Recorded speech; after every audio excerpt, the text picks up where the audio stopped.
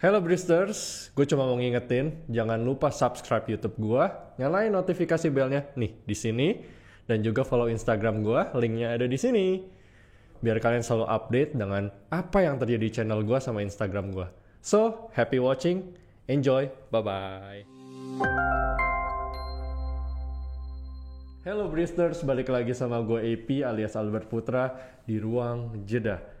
So, seperti biasa podcast kita akan berbicara tentang pengalaman hidup manusia yang mungkin kalian sudah kenal atau kalian belum kenal sebelumnya.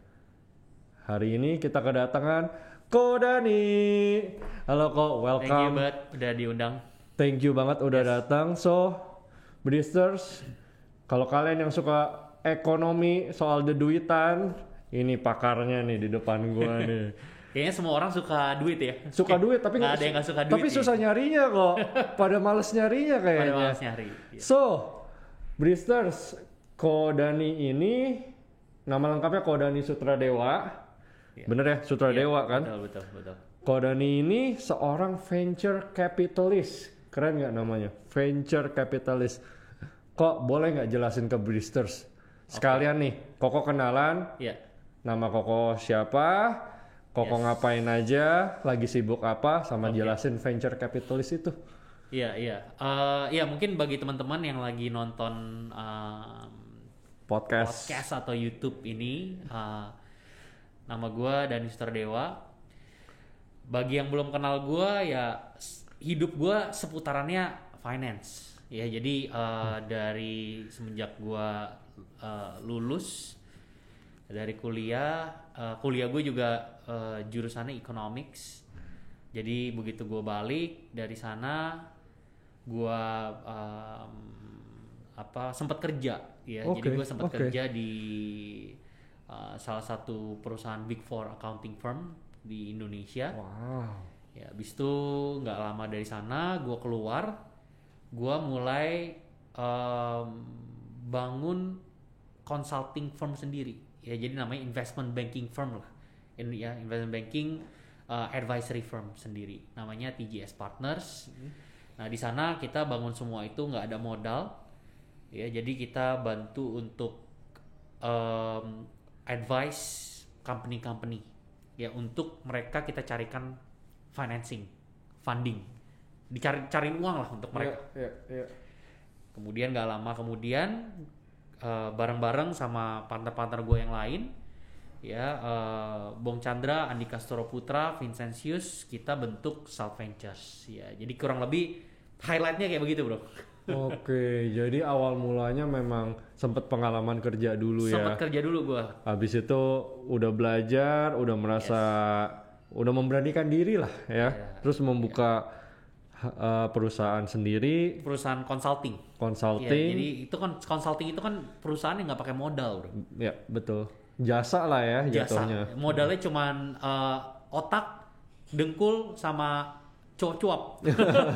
Tapi kan harus kasih solusi ya bro, harus ya. kasih solusi, betul. Wow, so memang passionnya di dunia ekonomi ya. Iya, memang kurang dari dulu. Lebih. Betul. Dari zaman sekolah tuh emang tertarik gitu atau gimana? Emang iya, jadi waktu itu kenapa gue mungkin flashback sedikit ya. Jadi kenapa gue ambil jurusan ekonomi waktu itu di Texas ya.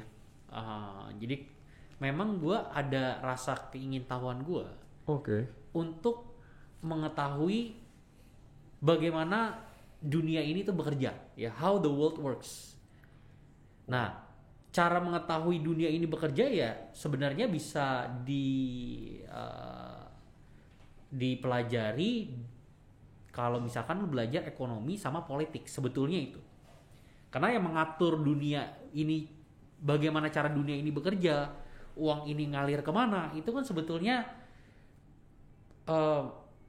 para pemimpin dunia, mereka yang membentuk sistem itu kan sebetulnya. Ya kan. Jadi makanya sistem-sistem itulah yang menggovern bagaimana cara kita berbisnis, bagaimana cara kita untuk attract capital, fundraising, ya kan? Itu diatur oleh para pemimpin dunia maupun pemimpin bisnis. Oh berarti Ko Dani bentar lagi masuk dunia politik nih kayaknya. Waduh, enggak, belum pernah kepikiran.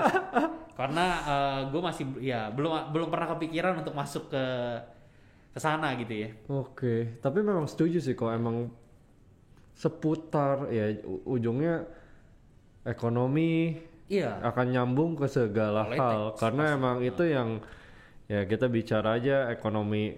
Orang di Brewster suka baca kan ekonomi lagi naik, ekonomi lagi turun, ekonomi lagi free fall lah, apa semua pasti bahasnya ekonomi karena memang setuju sih sama yang Koko bilang tadi ya. Betul. Terus kok tadi aku sempat dengar Texas. Iya. Texas, USA, semua orang mimpi ke sana. Dan semua orang selalu berpikir ekonomi di sana negara maju lah, maksudnya negara berkembang. Iya. Apalagi Koko nggak bisa berkesempatan mengambil ilmu di sana. Kenapa berpikiran untuk pulang?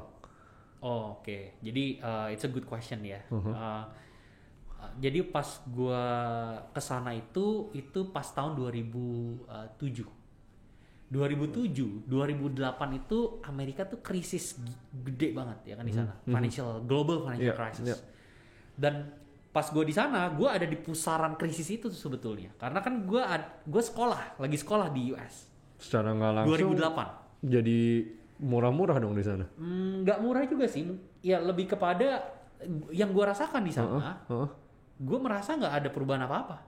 Gue merasa ya bisnis as usual aja. Gue ke kampus mungkin karena kan kota gue namanya Austin, ya kan di Austin, Texas. Gue ke university di sana namanya University of Texas di Austin, dan di sana memang majority of the demography di sana, populationnya di kota itu kebanyakan memang students, bro. Jadi it's a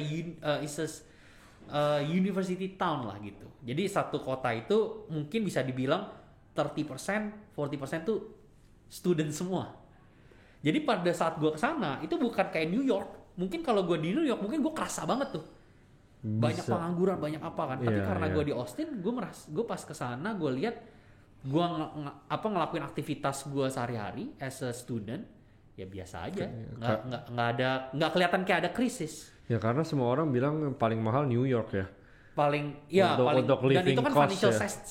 financial center kan New York. Nah, jadi the reason why I came back to Indonesia itu karena waktu itu di 2012 gue lulus. Ya kan. Nah, 2012 gue lulus itu gue melihat bahwa Indonesia ini ekonominya itu lagi naik banget tuh. Ya, itu dari apalagi dari properti ya. Itu lagi panas-panasnya banget tuh saat itu. Dari property sector ya kan, kemudian dari almost every sector itu booming di Indonesia. Orang lagi F&B ya kan, dulu kan zaman-zamannya orang itu lagi boomingnya gila. Benar. Di daerah ada ruko dikit bikin restoran, ada ruko dikit bikin restoran. Tapi emang ya pas tahun-tahun itu they're making twice. Iya, dari apa yang kamu modalkan dalam setahun 2 tahun jadi 2 kali lipat. Benar. Jadi udah pasti seperti itu. Iya, temen buka restoran gitu di Peak ya kan, tiba-tiba balik modal 6 bulan gitu ya. Jadi memang business was easier back in 2011, 2012, 13, 14, 15. Nah, jadi pas 2012 gue lulus, gue melihat bahwa gue kan orang Indonesia. Kalau gue ngelanjutin karir gue di US, gue akan dapat exposure yang bagus memang, itu satu. Tapi gue melihat gue akan diperlakukan sebagai second class citizen kalau gue di US. Setuju. Karena gue bukan hanya, pertama gue bukan citizen US, dan yang kedua udah gue bukan citizen, gue minority, gue Asian kan. Nah, jadi ya gue melihat room untuk gue bertumbuh dan opportunity yang akan gue ambil itu jauh lebih besar kalau gue start everything di Indonesia dibanding gue startnya dari US. Agree sih yang gitu. gitu. Jadi kalau start di Indonesia, dan waktu itu Indonesia lagi bertumbuh banget ya, jadi gue bisa ngambil peluang-peluang yang ada waktu itu. Makanya ya tiba-tiba gue bisa nyangkut setelah gue balik ke Indonesia, kemudian gue sempat kerja di salah satu namanya sih top 4 lah. Dia categorized as a big 4 accounting firm. Ya kan. Kemudian dari sana gue bentuk satu investment banking firm. Ya, yang memang tujuannya adalah membantu perusahaan mengelola capital mereka. Nah, itu. Jadi mengelola capital mereka. Jadi waktu itu Pak Indonesia itu lagi kecipratan capital loh dari asing. Jadi momennya memang cukup tepat. Makanya itu gue bisa riding the wave. Apa yang gue lakukan waktu itu sebagai konsultan lah, istilahnya sebagai advisor. Ya gue juga dapat kecipratan. Artinya gue be in the right moment, in the right place. Nah ini Bristers, ini yang gue suka bilang nih di tiap podcast. Semua orang ada waktunya. Semua orang ada waktunya untuk bersinar. Nah ini pas nih. Ini pas datang, pas pulang, pas. Semuanya serba pas deh. Pas lagi panas, pas lagi booming. Jadi maksudnya apa yang Kodani pelajarin terpakai semua langsung ya. Betul. Apalagi passionnya. Pasti udah nggak kenal waktu tuh kerja. Iya benar. Pasti happy banget tuh. Kalau as an advisor itu dulu ya, back then. Advisor itu bisa dibilang mirip-mirip kayak dokter atau kayak arsitek. Jadi ya betul-betul merancang kalau dapat project ya kita yang harus kerja gitu. Bukan seperti industri manufacture. Kalau manufacture itu kan dia udah ada sistemnya sendiri yang udah bekerja di sana. Ketika dapat order ya udah the manufacturer dia akan bikin tuh sesuai dengan sistem ininya kan. Soalnya sistem emang pabrik. Jatuhnya kan ini jadi bicaranya apa ya? Ini bicaranya jasa lah, tetap gimana pun jasa. Jadi emang you have to do it, you have to work it out, sama emang give solution kepada semua yang bertanya otomatis ya. Iya. Wow. Jadi ketika dapat project, kita diminta untuk misalkan fundraising, right issue, ada satu perusahaan misalkan dia mau kembangin bisnisnya, kita buatin valuationnya, kemudian ya kita sebarin semua tuh ke investor-investor, kebanyakan investor asing, karena asing itu waktu itu lagi mereka suka-sukanya tuh dengan Indonesia. Ada nggak investment apa? Saya mau masuk gitu kan. Nah kita sebarin, ya kemudian ya dia misalkan dia di Jepang atau dia di US itu kan beda waktu. Ya kita mau nggak mau harus begadang, apalagi kalau misalkan mereka minta, oke, kita harus selesaiin semua data-datanya, dokumentasinya ya, agreement harus selesai dalam waktu 2 hari, 3 hari ya, kita terpaksa harus lembur ya, harus kerja ekstra. Ini interesting sekali sih, Bristers, dengerin sendiri dari pakar ekonomi nih. Bahwa maksudnya banyak orang asing yang berlomba-lomba berinvestasi di Indonesia karena melihat Indonesia sebagai peluang ya. Dan memiliki maksudnya wilayah ladang usahanya besar. Dan kita sebagai warga Indonesia suka mikirnya kalau gua kerja di luar enak, sebetulnya nggak juga ya berarti ya. Iya, nggak juga. Memang kalau misalkan mau hidupnya lebih stable, lebih steady, gitu-gitu aja ya, maybe di luar lebih tenang ya. Iya, kerja di developed country itu lebih secure memang. Ya kan? Karena minimum wage-nya aja itu you can afford buying an apartment and car. Kalau minimum wage aja. Iya. Ya kan, maksudnya kan lu kan juga sempat tinggal di Aussie kan. Paham. Ya maksudnya kerja di McDonald's, Burger King atau apapun itu bisa hidupnya udah oke gitu. Well, gue setuju banget sama Kodani. Maksudnya dengan bicara seperti itu, emang gue pernah di Melbourne, gue kuliah di sana. Gue nggak pernah kerja sama, gue jadi kayak sebegitu lulus langsung balik. Karena gue ngerasa bosen, satu. Kedua, gue merasa opportunity itu lebih terlihat di Indonesia. Satu sisi karena balik lagi, kita emang warga negara Indonesia. Dan gue cinta tanah air, dan akhirnya gue pulang nih. Karena gue cinta tanah air ya. Terus ya gue sempat kerja yang Kodani bilang, gue sempat kerja di, mungkin orang Australia tau lah, di Nando's, salah satu salah satu penjual ayam Ayam. terheboh. Ya Belum memang ada di Indonesia ya, Nandos? sebetulnya ada, cuma Oh, ada ya? terlalu mahal kok. Oh. Jadinya Padahal ayam tuh enak kayak banget. KFC kan murah kan mestinya. Cuman mereka mungkin import kali ya. Mereka Mereka di Australia aja termasuk salah satu mahal karena mereka tidak mengklaim diri mereka fast food, bukan makanan cepat saji. Mereka jadi tetap bilang makanan mereka makanan sehat karena grilled chicken ya, ayam panggang. I see. Gue kerja di situ part time dan gue masih bisa ya sesuai yang Kodani bilang, gue dapat uang jajan ekstra signifikan sekali. Kan? Iya. Betul, karena buat gambaran Bristers ya, dulu gue kerja tuh kira-kira sambil kuliah seminggu ada 3-4 kali lah gue kerja. Tuh 1 jam gue kerja tuh gue dibayar kurang lebih, dulu kursnya 10.000 deh kita anggap. Tuh 1 jam gue kerja 90.000 sampai 100.000 gue dibayar. Lumayan. Sangat-sangat At least satu hari lu lumayan. bisa kerja berapa jam tuh?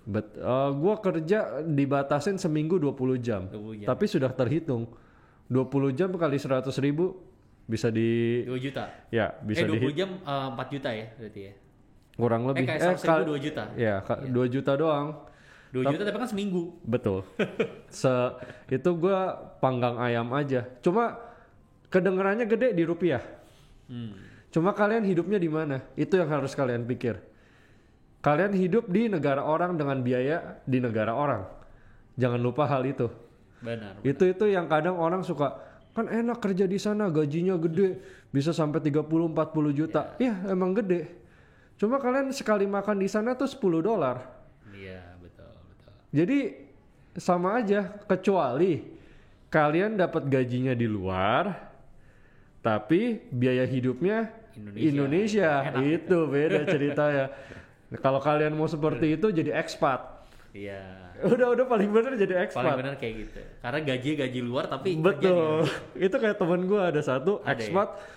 Enak banget Bristers. Nah impian kalian mungkin jadi expat kalau emang mau.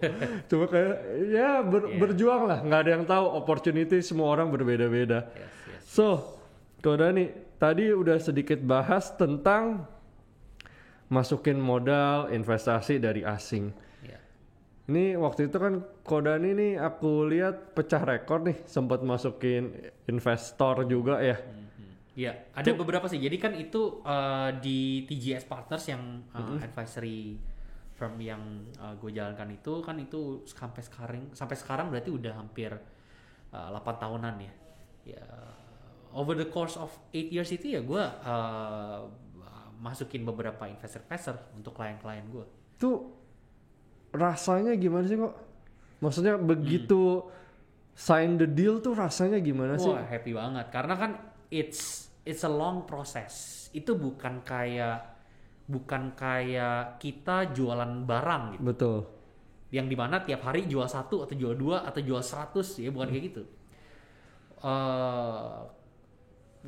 Satu project itu typically mungkin bisa setahun gitu, bisa 1,5 tahun. Jadi gitu time ya. consumingnya tinggi ya? Oh iya.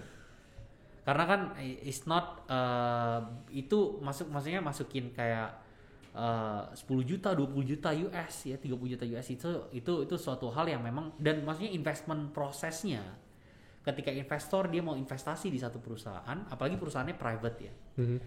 Itu kan dia harus kenal dulu sama ownernya ya.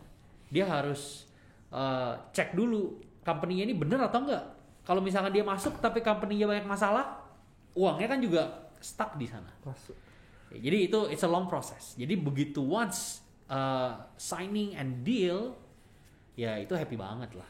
Boleh nggak kok mau bicara sign the deal nih ya? Yeah. Boleh ceritain nggak pertama kali yang sign the deal? Oke. Value berapa? Terus how it works deh? Oke. Ya jadi waktu itu gue mulai TGS Partners ini kan bareng sama bokap, berdua doang. Bokap gue itu dia ex banker. Jadi dia itu pensiunan. Dia udah pensiun waktu itu. Habis itu gue melihat bahwa the only thing yang paling berharga, ya kalau gue boleh minta warisan dari bokap gue, mungkin ilmunya dia, gitu ya. Dan ya memang betul. Jadi waktu pada saat gue kerja di masih kerja waktu itu gue sebagai profesional, gue melihat bahwa this is not my cup of tea gitu. Gue nggak suka untuk jadi profesional. Jadi gue sukanya jadi entrepreneur. Dan waktu itu gue sempat di US pun gue sempat nulis satu buku yang dipublish sama konjen di Houston ya, Wow. di Texas, ngomongin tentang entrepreneur. Jadi gue membandingkan entrepreneurship di US dengan di Indonesia. Jadi memang dari dulu jiwa gue itu udah entrepreneur gitu. Akhirnya ya begitu gue balik, gue kerja as a professional, gue nggak merasa ini suatu hal yang gue bisa kerjakan untuk suatu yang lama. Ya.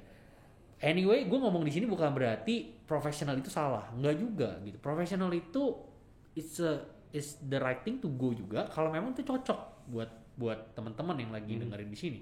The entrepreneur juga is a different animal gitu. Jadi Betul.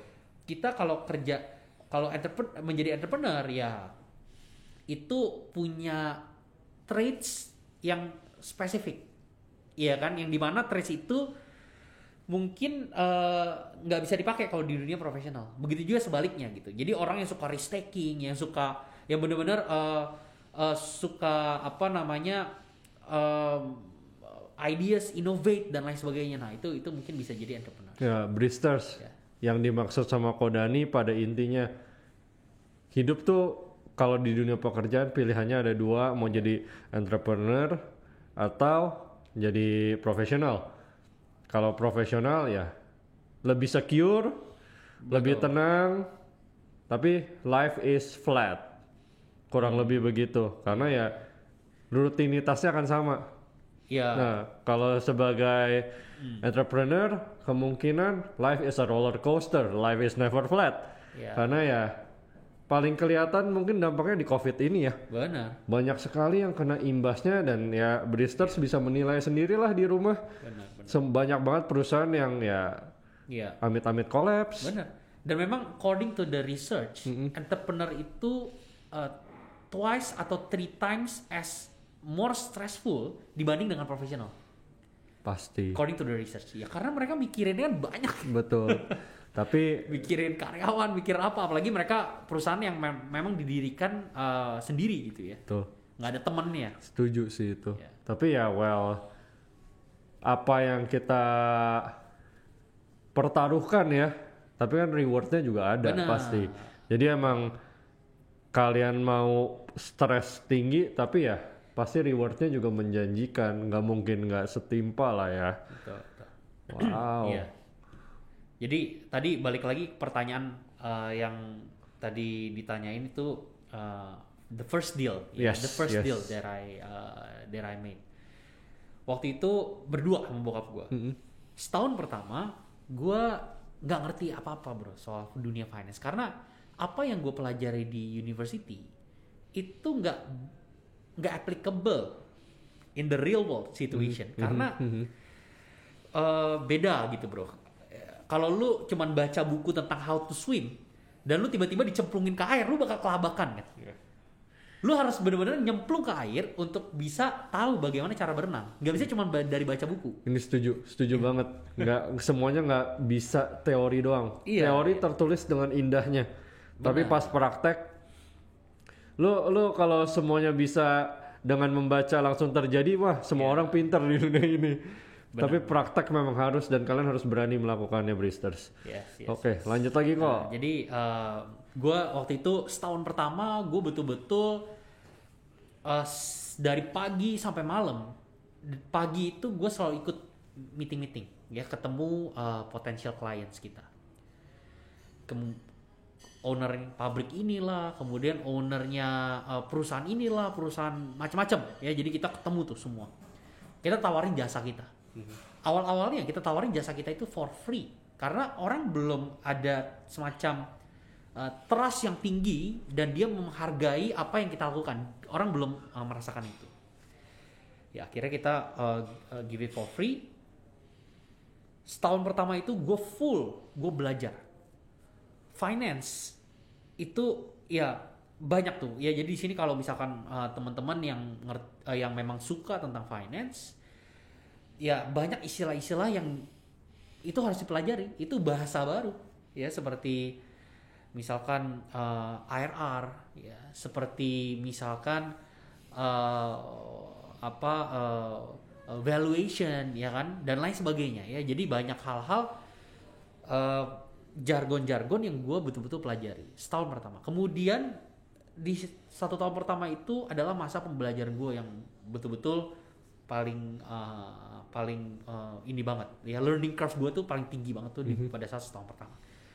Begitu gue meeting malamnya ada hal-hal yang gue nggak ngerti ya, gue langsung search dan gue belajar tuh semuanya. Gue search di YouTube, gue belajar di Coursera ya, kebetulan ada online course waktu itu. Jadi gampang, dan online course-nya juga dari diajarin sama profesor dari university yang bagus sih. Jadi dari sana kemudian masuk ke tahun kedua, gue mulai build my confidence. Akhirnya gue approach beberapa klien-klien sendiri. Salah satu yang gue approach adalah satu perusahaan chain restoran, and also dia ada gabungan restoran plus fashion retail. Ya, dia punya kurang lebih ada 9 toko waktu itu di seluruh Indonesia, ada di Bali juga. Nah kemudian dari sana gue mulai memberanikan diri untuk tawarin my own service, ya kan, memvalue perusahaan tersebut. Kemudian akhirnya ya udah gue ikutin tuh prosesnya 1.5 years. Kita dari awal initial meeting dengan investor sampai akhirnya closing. 1.5 years, and then begitu udah mulai deal di sana, gue merasa bahwa this is something yang memang gue belajar banyak banget dari satu deal itu. Karena kan nggak semua orang bisa merasakan hal seperti itu, involved in one deal dengan investor. Jadi itu yang akhirnya gue membangun confidence gue lagi, dan gue berhasil untuk tawarkan service gue itu ke klien-klien yang lain. Akhirnya kita banyak ada beberapa deal-deal yang kita secure lah dengan antara klien gue dengan investor-investor asing maupun lokal. Secara nggak langsung kok Dani autodidak juga ya, bener-bener langsung terjun lapangan aja, udah hajar aja ya. I think everybody harus begitu juga harus ya, menjadi otodidak gitu, karena it's just different lah ya. Practice makes perfect kan. Jadi memang itu sih. Memang di lapangan itu halnya berbeda semua daripada teori sih ya. Jauh berbeda. Teori itu sebagai backup sebetulnya ya. Teori sebagai preconception aja. Jadi pada saat kita ketemu satu masalah, kita ada konsep itu gitu. Kita ada konsep, ini kayak gini nih kalau yang gue belajarin. Kita kan coba, ternyata di lapangan itu belum tentu gitu. Tapi dari semua nih yang Koko bilang nih, dapat investor dan nominalnya juga bukan kecil, nggak main-main ini. Dari segi pribadi responsibility gimana kok? Oke lah, happy kita sign the deal. Tapi what's next kan serem juga. Kalau nextnya it's not my responsibility lagi. Karena kan gue cuman bawa itu ke satu company. Jadi responsibility ada di klien kita, ada di founders yang memang kita bantu waktu itu. Jadi secara nggak langsung ya dia udah lihat datanya semua, udah disajikan, Koko meyakinkan, keputusan ada di tangan masing-masing, ibaratnya begitu ya. Wow, cuma I can feel it itu dari cara Koko ngomong, happy-nya ini pas dapat dealnya sih. I can feel it until now sih. Wow. Kok tadi Koko juga udah bilang kita bicara positive sacrifice ya. Koko bilang tadi sampai yang harus ngikut terjun terus di setiap meeting. Terus sempet yang banyak bahasa tadi yang baru-baru, kendala. Ada lagi gak sih positive sacrifice yang perlu Koko korbanin waktu itu? Bicaranya untuk masa depan yang lebih baik ya. Karena maksudnya untuk positive value ke depannya ya. Ada nggak sih kok? Iya, jadi memang sacrifice-nya itu dari sisi monetary pada saat awal-awal bangun investment banking firm ini. dari sisi monetary pasti ada. Karena waktu dulu pas gue kerja, begitu gue decided untuk gue keluar dari kerjaan gue, apa yang gue terima di tahun pertama dari bisnis yang advisor ini itu jauh lebih rendah, ya setengahnya dibanding gaji gue waktu itu. Ya, karena waktu itu bokap udah pensiun juga. Ya, dia bilang ke gue, boleh kalau gitu kita bentuk bareng-bareng nih satu advisory firm, ya kan? Tapi ya dia bilang, tapi papa nggak bisa gaji kamu.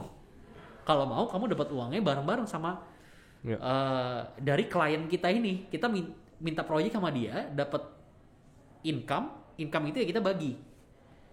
Nah ya dari sana I think ya itu sacrifice yang harus kita jalanin ketika kita memulai suatu bisnis gitu ya. Dan for a lot of people yang listening to this podcast juga ya, kalau misalkan mau menjadi entrepreneur nih, jumping ship into entrepreneurship itu ya siap-siap aja gitu, harus bisa sacrifice segala sesuatunya in terms of monetary, time, apalagi ya kan waktu. Ya waktu sih paling dahsyat pasti ya. Bener. Karena pasti Bristers juga nanya nih di luar sana ke seorang Kodani nih, pas awal mula dengan posisi ya tadi dari gaji jadi kepotong semuanya dan tidak dapat gaji lagi, fear-nya gimana kok dalam menjalaninya? Gak ada, waktu itu gue gak ada fear sama sekali karena I enjoy what I do. Berarti kok yakin ini akan berhasil? Iya, ada keyakinan itu. Wow. Dan I think that's the kind of mentality yang semua entrepreneur atau soon to be entrepreneur harus lakukan gitu. Karena you have to enjoy the things that you do gitu, every day. Betul. Even waktu pas gue jadi itu gue bangun itu gue bangun pagi itu lebih semangat dibanding waktu pas gue kerja secara profesional. Karena ya itu I enjoy what I do. Wow, ini interesting dan kata-katanya bagus tadi. Bristers enjoy what you do, karena itu akan membuat semua yang mungkin ketidakyakinan jadi yakin, jadi semangat. Dan ya sebagai entrepreneur kita harus yakin sama apa yang kita lakukan, apa yang kita buat. Iya, betul. Karena kalau nggak yakin, buat apa kita ngelakuin? Buat apa dilakuin? Wow, ini bagus banget sih kata-katanya. Gue suka banget sih ini kok. Gila, Bristers. Buat kalian yang pengen nanya-nanya sama Ko Dani, langsung aja ke kolom komen di bawah. Kalian tulis pertanyaan, apalagi orang-orang ekonomi nih yang mau nanya ke Ko Dani, langsung tulis tuh di kolom komen. Kalau nggak ke link Instagram kita ada tuh di description. Langsung aja ke Instagram kita, nanti langsung ke feednya Ko Dani. Ada mukanya Ko Dani di situ, don't worry. Langsung aja komen di situ, tulis pertanyaannya, nanti langsung dijawab sama Ko Dani.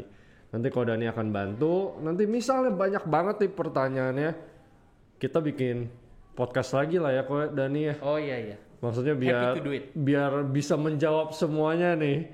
Yes. Ya, Ko Dani mau jawab kan? Ya, fine. Tuh, fine. Pasti mau jawab tuh. Jadi kalian yang bingung atau pengen tanya seputar tentang ekonomi bisa langsung nih. Iya. Ada pakarnya di sini udah berpengalaman tapi juga. Kalau dibilang pakar ekonomi sih nggak juga sih. Menuju ke sana lah. Karena pakar ekonomi itu dia memang mendalami dunia ekonomi. Kalau gue suka tentang ekonomi dan gue suka baca artikel, suka baca jurnal ekonomi, ya kan. Untuk menginterpretasikan, lagi-lagi untuk menginterpretasikan how the world works gitu. Iya. Jadi gimana? Ya kayak misalkan sekarang ada yang lagi heboh banget itu kan US election, ya kan? What if Trump wins? What if Joe Biden segala wins? Political ya kan? issues. Nah kalau kayak seperti itu kan akan mempengaruhi ekonomi. Iya. Apalagi, itu yang membuat Koko suka. Ya, apalagi US itu bisa dibilang apa yang terjadi di US, apa efek yang terjadi di US itu akan kecipratan ke Indonesia tuh pasti. Iya. Iya kan? Nah, jadi what happen next, what if lah. What if? Wah. Ya kan? Maksudnya this global crisis, health crisis ya kan, coronavirus. Itu Apa impact-nya? Ya kan, apa impact-nya terhadap ekonomi? Nah, itu. Jadi lebih ke lebih ke curiosity aja yang membuat gua suka membaca segala sesuatu tentang ekonomi. Ini biasa orang karena curiosity, penasaran, ini yang bikin orang mau belajar nih. Iya. Dan ini ya berarti bukan pakar tapi benar-benar mendalami ekonomi karena suka. Fix itu udah. Karena emang ini ngelihatnya what if, apa yang akan terjadi bila ini terjadi. Itu kalau Bristers punya rasa seperti itu, ya ini yang terjadi nih. Kalian akan mendalaminya dengan sangat luar biasa dahsyatnya. Oh, Bristers jangan lupa, Kodani suka ada seminar. Link Instagramnya ada di description juga, bisa follow Kodani. Kalian bisa ikut seminar Kodani langsung, jadi kalian bisa belajar, bisa ngomong langsung sama Kodani kalau berminat juga. Jadi udah langsung follow aja. Jadi follow gua, follow dia, tambah pengetahuan semuanya. Kodani, thank you banget udah datang, thank you udah mau reschedule waktu karena kemarin sempat ada kendala sedikit ya kita ya. Cuma thank you udah reschedule dan mau share ilmu di sini. Sama-sama, but thank you. Sampai ketemu di podcast berikutnya ya. Yuk, sampai ketemu. Bristers, sekian podcast kita hari ini. AP sign out, salam ruang jeda. Bye-bye.